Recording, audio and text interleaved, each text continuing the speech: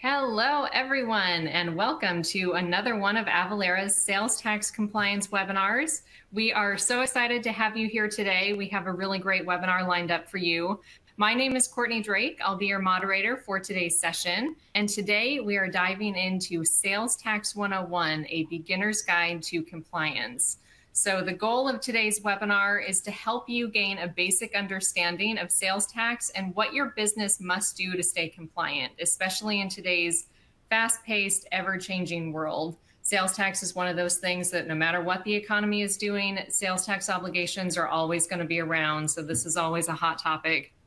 But there's a lot that goes into it, so we're going to help you understand it today. Introducing our wonderful speaker today, our tax expert, Hans Olsen. So Hans is a senior sales executive at Avalara. He's been with us for 13 years, he's been with us since 2013, so just over 10 years. And he has helped over 450 companies identify gaps in their sales and use tax processes, helping them to identify the right solutions for tax compliance and what's going to be right for them.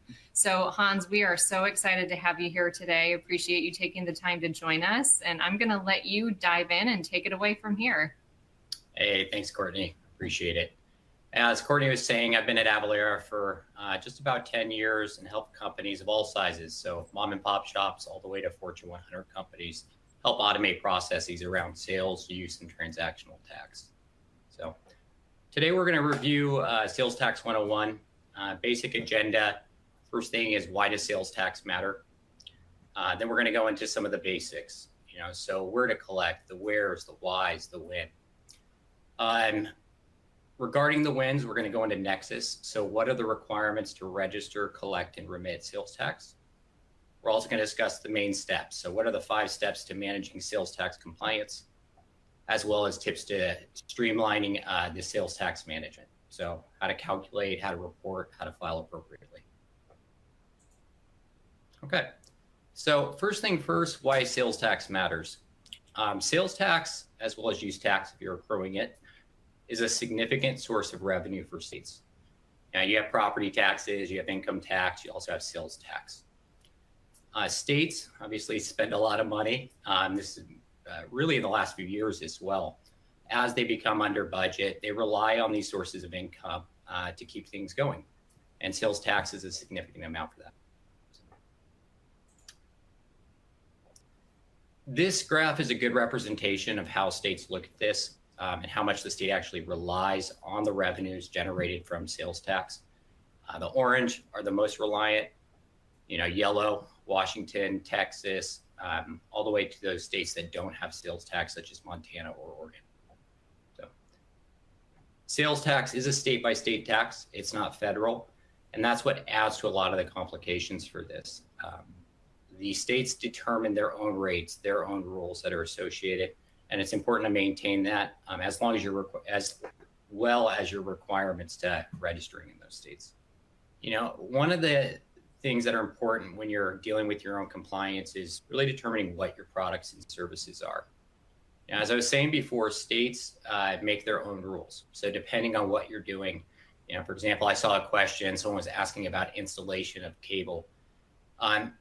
The answer is it depends. So some states will tax it, some won't. It all depends on the legislation behind that state, and you need to maintain that appropriately. This slide will show broadly tax services. You'll see Connecticut, Hawaii, New Mexico, South Dakota, West Virginia, and those that narrowly. So most services wouldn't be taxable, but some could be. When we talk about this, there's 3 main categories. There's the where. So where do I have the requirement to register, collect, and remit? The who are my customers? Are they taxable, or do they have an exemption or resale certificate on file? And then also the what. Very similar to what I was saying about services, determining what your products are, what services you're offering, and how that state dictates it. The other is the rates. So it does vary. There are a couple states, as you see, Montana, New Hampshire, Oregon, they don't have sales tax. They rely on property income taxes for their revenue. And the others have a variable of rates. So 6%, Washington, I'm here in Seattle, it's about 10.25%.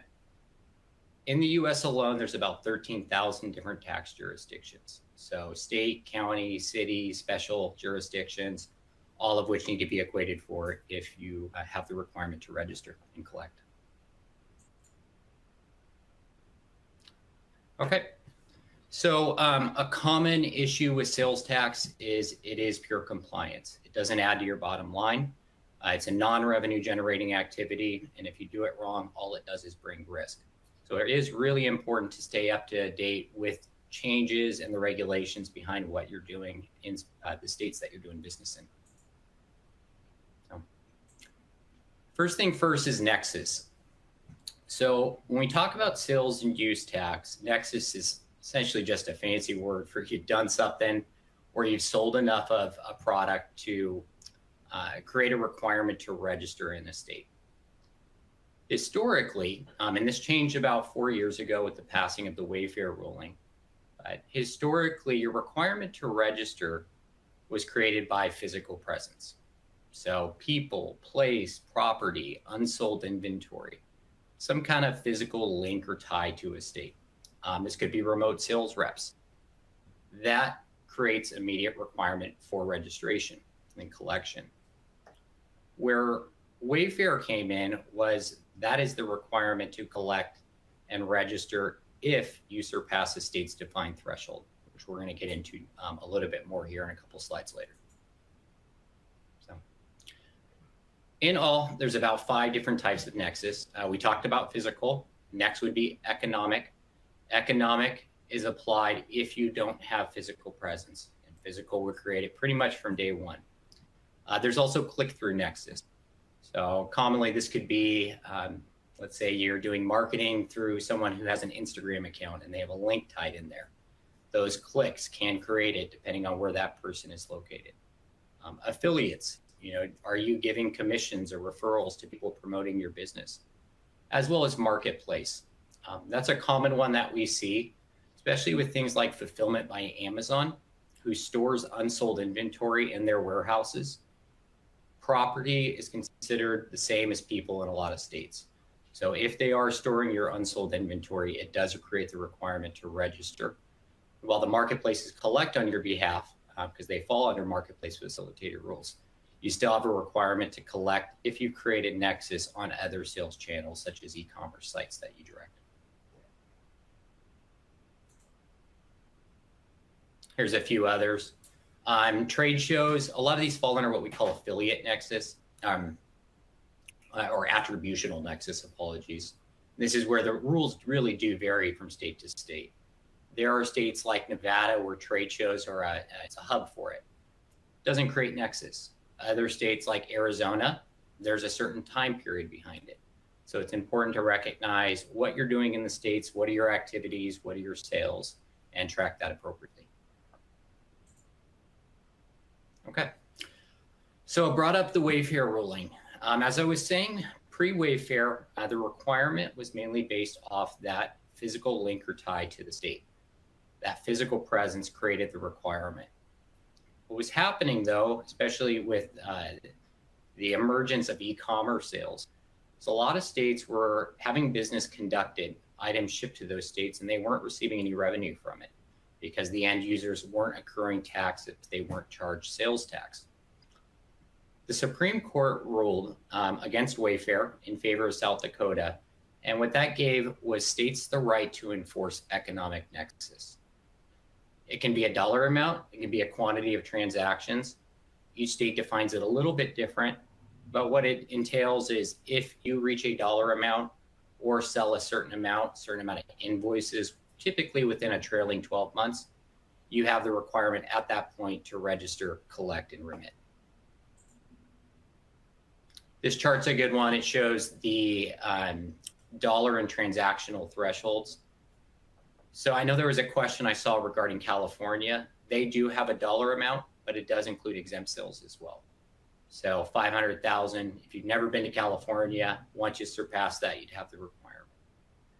That goes anywhere from 100 to 500,000 from a dollar amount perspective. A lot of states do count exempt sales. I'll show you that here in a second.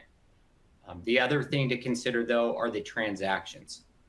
So states have anywhere from 100 to 200 transaction thresholds, regardless of dollar amount. If you surpass that, that creates the requirement to register. Specifically, if you have customers where, let's say, you bill them monthly, it is quantity of transactions, not quantity of customers. And so monthly billing, 12 a year, you can hit that 100 to 200 pretty quickly.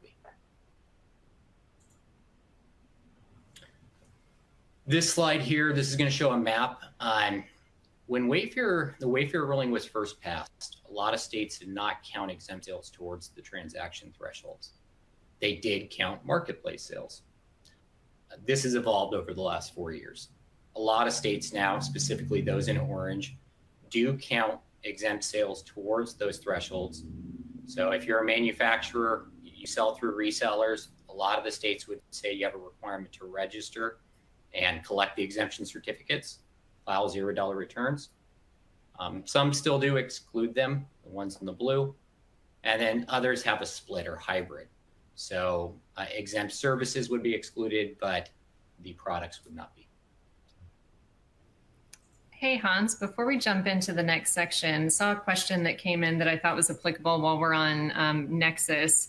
For businesses that are not located into the US, but are e-commerce sellers and they're selling into the US, do they also have to comply to these economic nexus guidelines that we're talking about? Yes, that is correct. So regardless of where your business is located, if you surpass a threshold, even if you've never been in the United States, you have a requirement to register in that state. Good okay. Question. And then one other question along, what is the expectation of the state? So once you meet that economic nexus threshold, you're required to collect sales tax in that state. When are you required to start doing so? Is it on the next transaction, or do they give you kind of a grace period? Really good question. It depends. And I hate giving that answer, but it really does. This is a state by state decision. States like California will say the transaction after 500,000, you need to collect tax, which means you have to be proactive about it and start the registration process before you hit that threshold. Because the dollar after, you have the requirement. Others will say the next month. Others will say the next quarter. Others will say the next annual year. Each state's a little bit different. Okay. Thank you. Really good question. Yeah. Okay, to go back, 5 main steps to managing compliance. The first one we talked about, it's understanding your requirements to where you have to register and collect. Once you're registered, that state will put you on a filing calendar. Could be annual, could be quarterly, could be monthly prepayments with a quarterly return. Once you have that, that means you need to collect tax and remit it back to the state based off that filing calendar. The process in there is one, you have to calculate and collect the appropriate amount of tax. So not only based off the locations or what we call sourcing rules, but also the taxability of the services or products that you're offering. You also have to track the exemption or resale documents. So anytime you're selling something in a state where you're registered and that product is typically taxable or the service is taxable, but maybe the customer isn't. So maybe a government agency, school district, could be a religious institution or someone reselling the product or it's part of their manufacturing process. There's a document that they have behind the scenes, or it could be an affidavit. You need to collect that because that's your proof in the case of an audit white and charged sales tax. So you're calculating, you're collecting, you then remit that back based on that unique filing calendar that you have arranged with each state.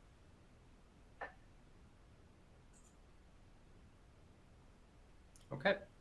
So we talked a little bit, know where your business must collect and remit sales tax. That's based off the rules on Nexus. Registration, we were dictating before, once you create Nexus, you register, they give you a sales tax ID number, that filing calendar. It's your responsibility then to collect and remit that back based on that unique filing calendar arrangement. Okay. Now, calculations. So I've seen a lot of questions so far on services, products, is this taxable or is it not? Again, it depends. Depends on the state. So There are about 12 to 13,000 different tax jurisdictions in the US alone, jurisdictional lines. Those lines do change, so keep that in mind. And each jurisdiction has their own rates. Usually the state dictates the rules. There are a couple states, though, where states and local self-administered cities create their own rules as well. So like Colorado, Louisiana, Alabama, all states where those can differ. Regarding products and services, this just kind of shows some of the variability out there. You know, bottled water in Connecticut. If you buy it in a grocery store, it's exempt. Convenience store, it would be taxable. You know, toothbrushes, dental floss. In New York, it's taxable. In Pennsylvania, it's not. Powdered drinks, Kool-Aid is taxable. Tang is not in New York. That's associated with astronauts back in the day. There was an association of Tang, and they made it exempt in certain locations. Takeout in Colorado. So straw is taxable, cups and lids are not. This gives a good example of how the same product, very different taxability from state to state. This one too comes up a lot, at least in the slide decks for ice cream. Everyone thinks it's, you know, Ben and Jerry's because it's usually associated with a specific state. It's actually because of the size. You know, 16-ounce containers, some states consider that more larger than a single portion, and so it'd be exempt in some locations versus 14 ounces in another. Okay. So calculating the right amount, like we were talking about, to determine your products. The other is the rate. So when we look at rates, a lot of companies, you know, the number one thing that most companies are doing is they're doing this in-house, usually by maintaining a rate table. Usually rate tables are based off zip codes. It could be 5-digit, could be zip +4. The problem with zip codes, they're pretty good, but they don't always correlate with the right tax jurisdiction line. So, you know, you can have two customers right across the street from one another, same exact zip code or zip +4, completely different tax rate because of how those lines are drawn. So it's important to know where your customer lies and what jurisdiction that customer falls in. The other side is sourcing rules. So the vast majority of time, tax is due based off the destination, where the title is transferred, where's the product delivered to, or the service conducted. Anytime you do an interstate transaction, so a ship from, ship to different state, it will be destination. There are certain states, though, where it can be origin-based. Illinois is one of these. California, Texas has this as well. It can also be hybrid, so it pulls from both ship from, ship to. It all depends on what you're doing and what that state dictates behind those products and services. All right, so you got to know who's your customer, you know, the where, the what. Regarding those customers, as we were talking before, if they are exempt, you have the requirement to prove why you didn't charge sales tax. You can't assume that an auditor would think, you know, ABC manufacturing company is using it for manufacturing. You need to have the documentation on file for that. So usually it's the form of a certificate. If it's a resale certificate, it can be commonly known or shown as more of an affidavit, but it is important to have those. Some certificates have expiration dates. So like Florida, resale certificates expire annually. It's important to have those documents associated with the date of the sale. Just because you have one now does not mean it's valid or compliant in the future sale as well. So we talked about the tracking.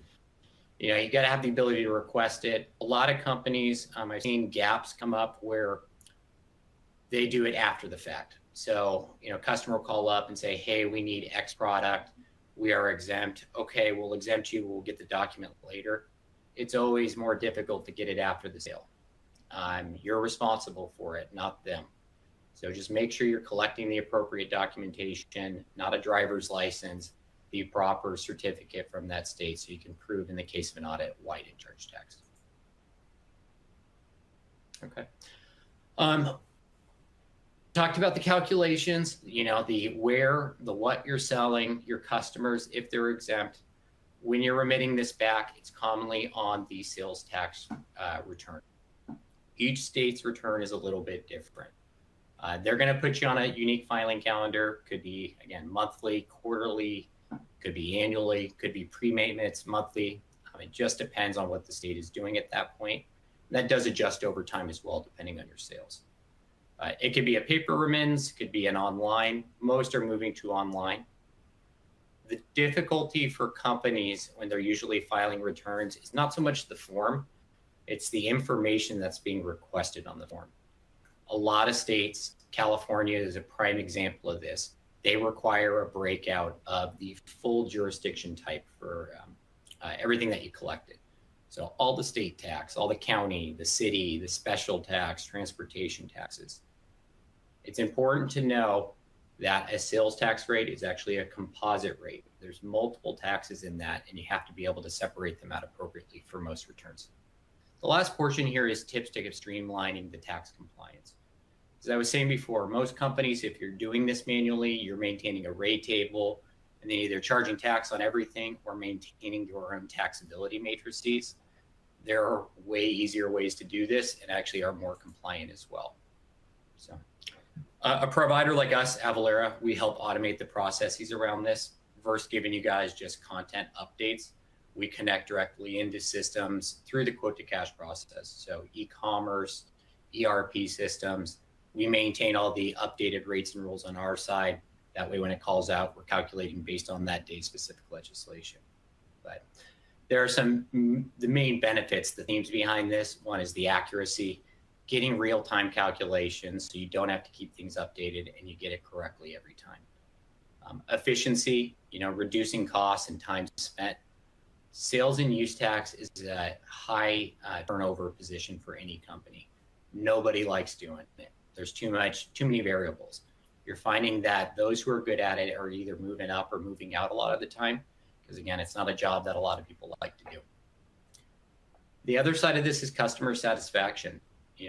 Being able to present the full landed cost to your customer and doing it correctly has a lot of value, especially if you're selling large dollar items.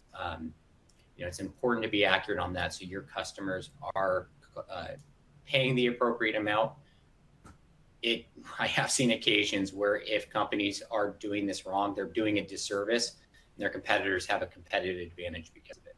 So, risk management, obviously, this is a non-revenue generating activity. It's important to be compliant. At the end of the day, it's your responsibility as a business, and that's what they'll look at during an audit to make sure it is accurate. And then growth. Nobody wants to be hit with a tax bill at some point, especially in high growth scenarios. So doing this early versus later is always a better way. That way you're mitigating the risk and you can scale with these as well. Here are a few metrics. I'm not going to go into each one, but some of the top benefits of implementing a tax automation software. So that ability to automate the calculations, the reporting, the filing, the certificate management, as well as the filing and reporting requirements.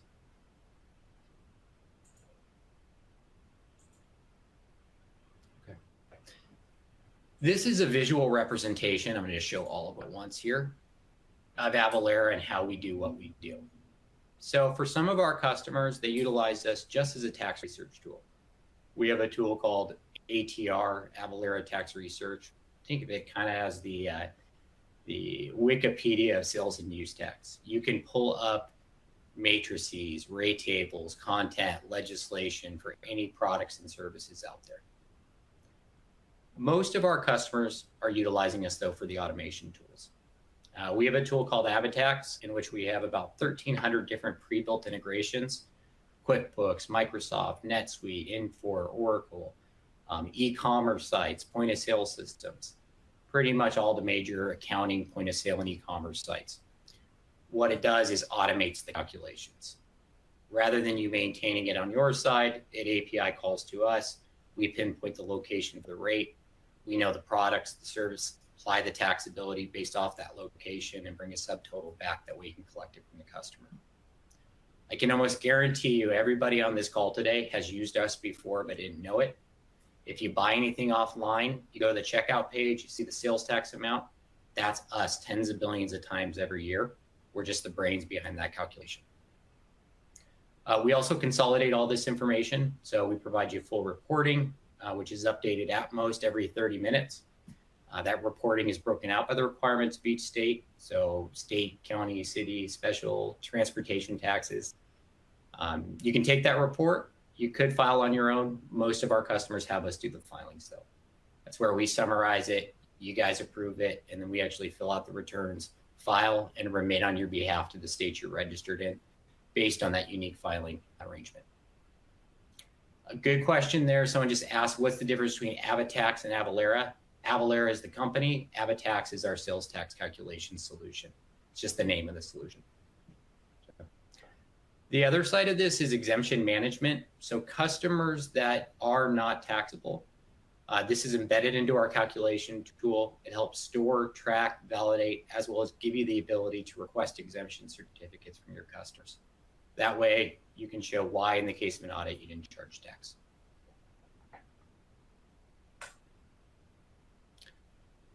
Those are some of our core products, what we're historically known for. This slide here is one of my favorites. It's our family of products. So before we went public, we took in hundreds of millions of dollars, and a lot of that was buying content in additional companies. This here is a visual representation of what we can do.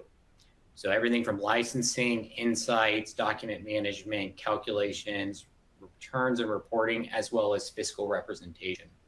We are not just US. We do calculations around the globe. So Canada, any VAT region.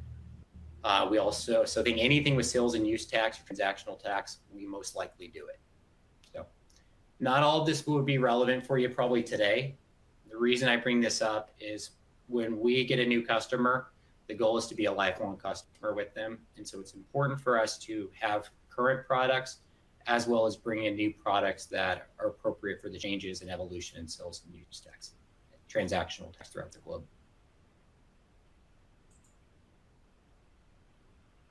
I saw one question. I'm guessing there's probably been a few on it though.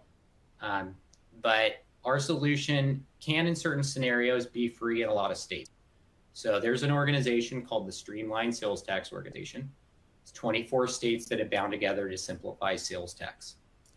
If you qualify for it, the calculations, the registrations and the filings are covered at no cost within those states. The main conditions for that though is you can't have physical presence in there. This organization was set up for voluntary remittance. If it's just economic thresholds, you still qualify. So that's good. But physical presence would disqualify you from the free service. What this means and why we're able to offer this is we are one of the only certified providers. We go through stringent tests to become a certified provider. And because of that, the states essentially pay us directly for it. They want companies to register and collect appropriately, and they're willing to pay for that. So, Hans, we've had a ton of great questions. I don't know if there's anywhere specific that you want to dive in based on what you've seen, or I can. I do want to, I want to jump in. And sorry to interrupt, but I see there's a Sarah who wrote a question, and I want to make sure it's clarified. It was, so we don't have to file in sales tax for the states in white. No, that is not true. Your requirement to register is based off where you have nexus. Those states that were in white are just states that are under the Streamlined Sales Tax Organization. And that is where if you qualify, there's free service in those. So your requirement to register is based on your where you've created nexus. So keep that in mind. And someone also asked on the topic of SST, what qualifies a business for free sales tax services? I think there are a few guidelines that they have to meet before they would qualify for the free. Is that correct? Are you aware of that? Yeah, that is true. So best way to answer this is give you context behind the SST, a Streamlined Sales Tax Organization. When it was originally created, a lot of this was driven because of e-commerce sales. Before Wayfair, if you weren't charged sales tax, you were supposed to accrue use tax on yourself. So when you think when Amazon first started, they were shipping product throughout the US. They didn't have presence in a lot of states, so they weren't charging tax. it was one, a competitive advantage over local businesses, but two, the end user was not accruing it. So states were missing out on a lot of revenue. The Streamlined Sales Tax Organization bound together to offer the free service so that companies can be compliant in those states, safeguarded against an audit, and they still recoup the revenue. So it's mainly for the remote sellers where you would qualify for it. If you have, I believe it's $50,000 of property or payroll within that state, it disqualifies you from voluntary status, which is the free aspect of it. You can still use the SST. You can still use us for it, which safeguards you in the case of an audit. But at that point, it's no longer a free service. So, and we do have we do have a page on our website too. If you go to avalara.com/SST for Streamlined Sales Tax, so it's just avalara.com/SST, that will go through what those requirements are for you to qualify for SST in each state. And it also has a full list of which states do and don't offer it, or which states do and don't have a relationship with the SST program. So thanks for going through that, Hans. Yeah, and there was another question regarding SST. So if you're already registered in an SST state and it's not under the SST, you can convert that over to an SST registration. That's not a problem. But keep in mind, it goes back to the criteria. Do you have physical presence, a certain amount of payroll or property? If you do in that state, it disqualifies you from the free service. So. Yeah, perfect. All right. If you're doing remote sales, it's a very advantageous program. There's no risk to it. It allows you to be compliant. It's safeguarded in the case of an audit. We actually respond on your behalf during it. We have to. That's why we're a certified provider. So remote sellers specifically, and there's a lot of questions on thresholds. Thresholds typically only apply in remote sales where you're shipping product, not physical presence. So. Perfect. All right. Well, I have a list of questions that we can dive into. And if you see any that come through, Hans, you're more than welcome to get us sidetracked and dive into those. I saw a few questions that came in on local jurisdictions, and do they have their own nexus rules? Do they have their own sales tax rules? So what are some of the big highlights that businesses need to know there? Yeah, so there's really two flavors of states in the US. There are the normal ones where it's you collect a full composite rate every time you make a sale and you're registered in there. You collect the full rate, you remit it back to the state. There are a few states out there though where it's different. And think of it almost as states inside of states. So it requires a separate registration. They also have their own rules behind what creates nexus.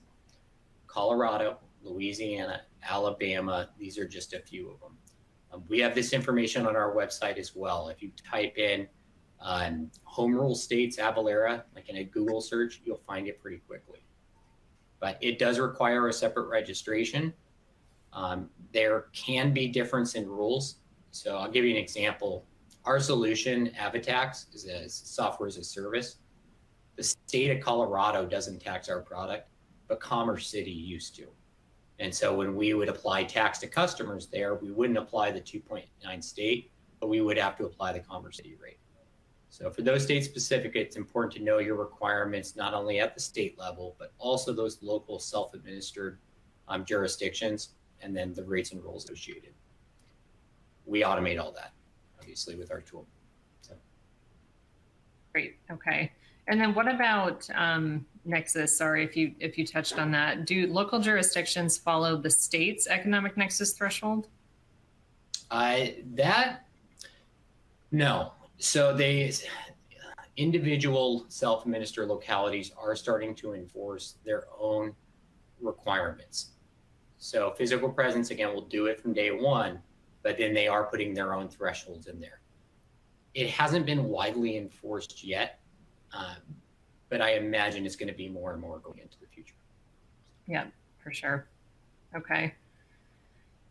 Let's see. So this was another one that came through quite a lot. where do businesses go? So if they're not an Avalara customer, where do businesses go to find out about taxability rules, especially when it comes to product taxability? I saw several questions saying, hey, this is my business. Am I required to pay sales tax? And part of it goes back to, is your product or service taxable? So what would be the resources that you would suggest businesses go to figure that out? I mean, you could scour the state's websites. Most states have an online database, but it's your responsibility to find it. That's half the battle because there's not a centralized location unless you use a provider like Avalara, which takes us a lot of people to consolidate all that. Every state is different. They have their own website and their own processes. Yep. If there's some ambiguity on what you're doing, you can always get a ruling. But then it's kind of the same issue is you got to call up the state, you got to get the ruling, you got to get the right person. It's a very manual process to get that updated. Yep, definitely. I did want to call out Avalara Tax Research, which I know you touched on earlier, but I think that can be a really great resource even for people that aren't necessarily looking to automate their tax operations, but they're just interested in getting some of that manual tax rate, taxabilities, rules information. So I liken it to the Google of sales tax, but I know you've referenced it as the kind of having a tax provider up your sleeve, so to speak. So is there anything else that you would call out about that? No, that's a great point. Instead of doing the manual work of having to research all this, we do have a centralized database called Avalara Tax Research. For all products and services, we have the taxability matrices. We update it. It shows you, once you start clicking on the links, it'll show you the actual legislation with the documentation. I had one the other day. It was up in Manitoba, Canada, where for software as a service, they hadn't updated the rules 2001, but we had it in there. Very rare scenario where they only charge tax if the server's located in Manitoba, which you never know whether the server's there or not, but it gets to that detail. The other main benefit of this too is it gives you a direct contact to our tax research team and our tax experts. So if you have questions about what you're doing, how would a state define this, or really any questions of sales and use tax, there's a question form directly in there and we respond to every single one. That's how we also help expand the database. As we see what questions are being asked. Most we've answered before, but there are some good ones that come up. And then once we get new ones, we expand on the database from there. So. Awesome. We had another question that came in around zip codes. And this one was specifically asking about our rates tables, but it brought up an interesting point on zip codes and why, like their association with sales tax. I think you talked a little bit about why zip codes are not necessarily a good way to determine sales tax, but can you dive into that a little bit more? Yeah, there's a couple questions in there. So first, the zip codes themselves. Zip codes were made for shipping purposes. They were not made for sales tax purposes. They do an okay job of correlating with tax jurisdiction lines, but they aren't perfect. So you can have customers with same zip codes right across the street, totally different jurisdiction lines, and those change. So keep that in mind. The only way to truly be accurate is lat long, which is rooftop. And we're one of the only providers that does this. So in our solution, we bring over the ship from, ship to addresses during that 60 millisecond calculation. We validate them. So we're scrubbing them against the US Postal Service database. Yes, it's a nice value add, but the reason we're doing that is because behind the scenes, we convert to lat long, which gives us rooftop accuracy behind it. We'll maintain the jurisdictional lines, drop a pin on a map. That gives us the right assessment. It's also important to know your sourcing rules, though. So the rate is only one piece of the equation. There are certain states where you apply the origin, some you pull from both. You need to know what your state dictates for that transaction. Most of the time it is going to be destination, but do keep in mind there are a few states out there that aren't. So. Perfect. Thank you. You also need to update those, by the way. So sorry, just to continue to add on it. Zip codes. So because those rates or rules change, so like Seattle, last year we went from 10.2 to 10.25%. You have to have some kind of system in place to know when a place changes its rule. because usually you would update your tax item, whether it's QuickBooks or Microsoft or Oracle. You need notification of when something goes to 10.2 to 10.25, and then you have to update that if you do it manually. So it's just a piece of the puzzle. Definitely. Just going through some more of these questions here. There's so many good ones to choose from. I'm trying to figure out which one to ask. Let's scroll through a couple. Let's see if I can find one. This is a good one. So if I only hit economic nexus in a state for 1 year, am I required to then collect sales tax and file monthly returns forever? Again, there's kind of a couple things tied in that. Yes, you would have the requirement to register. Once you register, then you're registered. You have the requirement on a move forward basis to collect and remit appropriately. Now, if you go under the threshold, states do have rules where you can register, but it's your responsibility to do register. If you're registered there, you have the requirement. So states will adjust your filing calendar there. So you said monthly. States will not always put you on a monthly filing calendar. They can put you on an annual or quarterly. If they start you on a monthly and your sales reduce for some reason, it's not unlikely they'll move you to a quarterly or potentially an annual basis. It just depends on the state. Okay. And I have seen a couple of questions. So going back to taxability, product taxability, all of that stuff, does Avalara automatically upload and know all of these tax rates into our system? And the answer to that is it takes a lot of work, but yes. But is there anything that you would add on to that, Hans? Can you say that one more time for me? So we're not bringing in rates into your system. It's calling out to us, we calculate, and then we bring back the total amount of tax. If you do it manually, that's where you have to update everything and maintain it on your side. I think the question was more along the lines of so the AvaTax, does that automatically understand all of these rate changes, the rule changes, the product taxability changes? Does that automatically get updated in your system or in our system? Yeah, not only does it update it, but we guarantee it. It takes us a few hundred people alone just to maintain the relationships with the states to keep this updated. Yeah. Yeah. Now, there's a good question here on sourcing. So if Avalara calculates the tax rate based on the ship to address of the customer, how is tax calculated if, for example, Illinois? We don't always calculate on the ship to. So this is why we bring over both ship from and ship to. We establish the sourcing rules. If it's an Illinois transaction, which is an origin-based state, it will revert in a ship from, ship to in Illinois, it will revert to the origin. Now, one thing I would be careful about in this example, because Missouri's asked about it as well, those are both origin-based states. We'll see examples where companies get this wrong. If Illinois is shipping to Missouri, it will revert to a destination because it's an interstate transaction. So interstate for those would be origin. Destination would be if it crosses one state to another. Kind of a niche question, sorry you guys, but it was a good one. I had to answer that one. So. No, totally.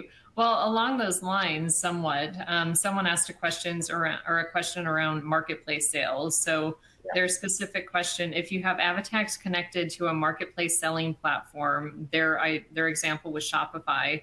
Can AvaTax determine whether the sale should be taxed by origin, location, or destination?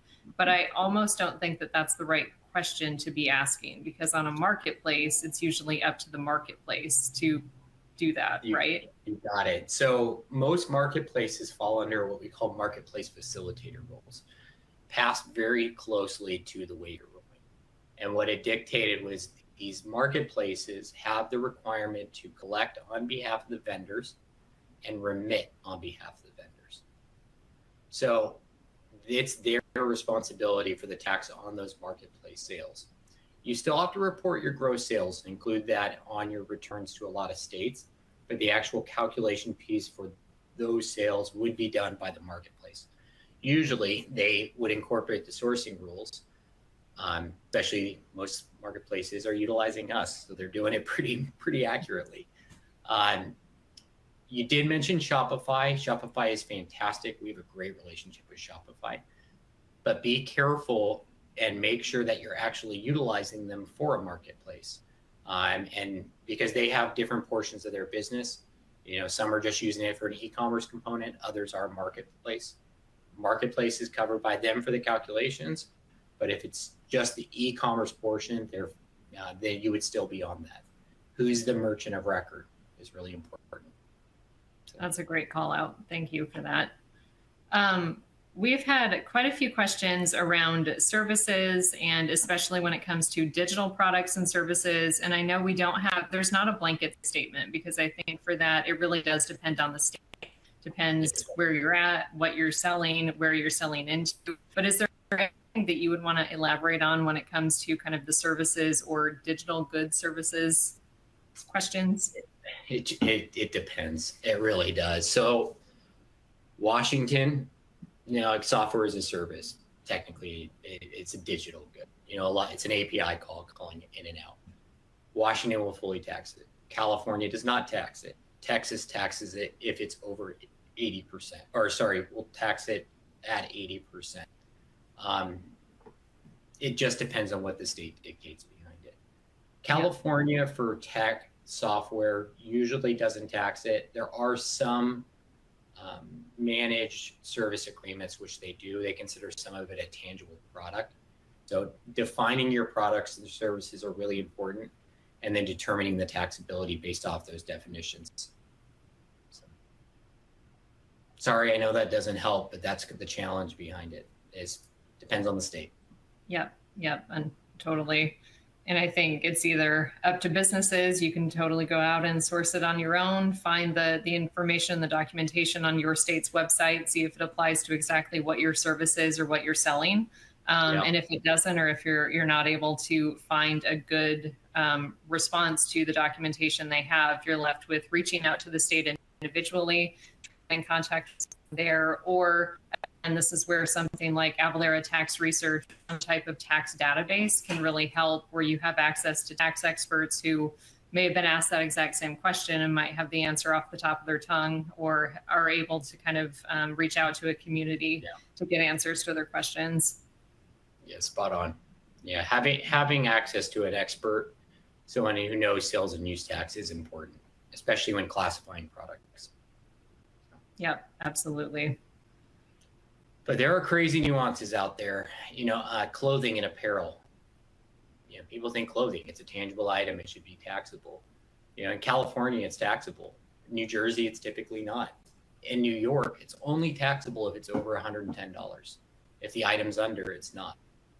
So there's just a lot of weird rules out there. Yep. I did see a question that just came through around exemption or exempt sales. So this person was specifically asking, how does Avalara, the software, know if an e-commerce order is exempt from taxes? Can you talk a little bit about maybe the back-end process that goes on behind the scenes? Yeah, so again, this depends. This is one of our biggest differentiators, is we have so many pre-integrations. So e-commerce sites, ERP. Ideally for our customers, what we're doing is we're implementing and connecting with every platform through the quote to cash process. The invoice level is really the most important, because if an auditor walks in the door, they're not going to look into AvaTax, they're going to look into your GL, and they're going to see, or your ERP, and look at the invoice itself. So having a connection point where you recognize or finalize the sale is really important. It's the customer that you're selling to. You can flag it as exempt with our ECM tool, Exemption Certificate Management. If and only if there's a validated document on file for that customer is when we would exempt the customer. Now, you can have flexibility in it. You can still tell the system to not tax it. We just don't recommend it because it's not fully compliant. For e-commerce orders, what's most commonly done is, if the customer is exempt, you'll see that there's a separate login. So there's a process in place behind the scenes. Hey, are you a reseller? Perfect. Create a login. We'll contact you. We'll get your exemption certificate. We have APIs tie in to get those exemption certificates. So that handles the entity, the customer side. If you're asking, how do we know if it's exempt from a product or service? This all comes down to the what I call tax codes. It's definitions that we maintain. It's part of the setup process on our side. Is you assign your items, categories, or groups to our content codes. That way, when the web call occurs, we not only know the where, but we also know the what, and then we apply the taxation behind that. So if it's in a state that it's not taxable, we apply zero tax. Perfect. Okay. And one quick question. I just saw this one come in related back to the marketplace sales conversation that we were just having. Are we required to report the amount of sales tax remitted on our behalf by a marketplace facilitator on our sales tax returns? I think that usually, and usually not so much the tax remitted, but the gross sales is. Some states will ask for it. It just depends, but minimal gross sales are usually required for it. Got it. Okay. We have also built what we call extractors for most major marketplaces. So while we won't do calculations because they're collecting it already, we will have the ability to extract the data to consolidate it with your other sales channels. That way you can report the gross sales on the returns and report appropriately on it. So. But Hans, appreciate your time and expertise here. This was really great, and going through all of this Q&A. I know I always learn something on these webinars, and I've been doing this for about 4.5 years. So I hope for all of our listeners that you were able to get some valuable information out of this and have a deeper understanding of what sales tax is and what you need to know to get started. And we will see you for one of our future webinars.